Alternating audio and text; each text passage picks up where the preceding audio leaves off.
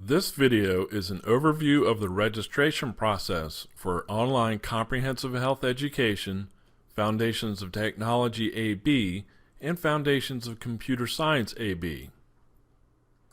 There are 3 basic steps that you need to follow, but it is important that you read and understand all of the course requirements, policies, and registration procedures outlined in the Student eLearning website before you begin. Details about the registration process are provided on the registration page within the Student eLearning website. Keep in mind that form designs, web pages, and links shown in the examples in this video are updated regularly and might look differently from the resources that you access. The 3 basic steps for registering are completing the Google form, creating your student account, and making payment and verifying registration. Let's look at each of these steps. Step 1. Completing the Google form. Select the link on the Student eLearning registration page to get to the Google form. Complete all fields and then select the Submit button.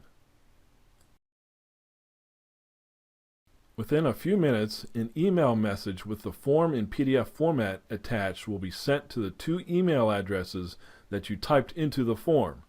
You need to print the PDF file and sign it.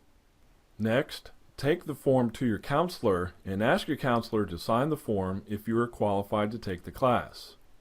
After you have all signatures on the form, yours, your parent or guardians, and the counselor's, you need to fax, mail, or hand deliver both pages of the form to the Student eLearning office.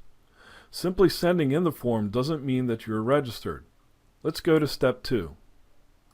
Step 2. Creating your student account. On the Student eLearning registration page, follow the link for creating a student account in the PDO system. Select the Register link under Student eLearning registration. You might be prompted for accepting a browser cookie. Accept the request and then begin creating your account. Make sure that you write down the username and password that you indicate. Also, the primary email address that you indicate will receive the registration confirmation in all course communications.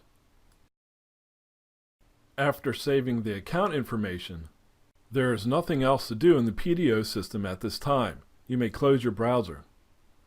In the future, if you forget your username or password, contact the Student eLearning office directly. Do not contact the MCPS help desk, which is for staff only.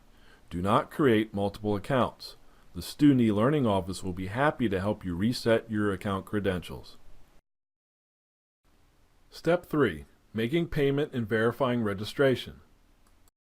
Depending on the semester, it could take the Student eLearning office from a few days to a few weeks to process all of the information that you submitted.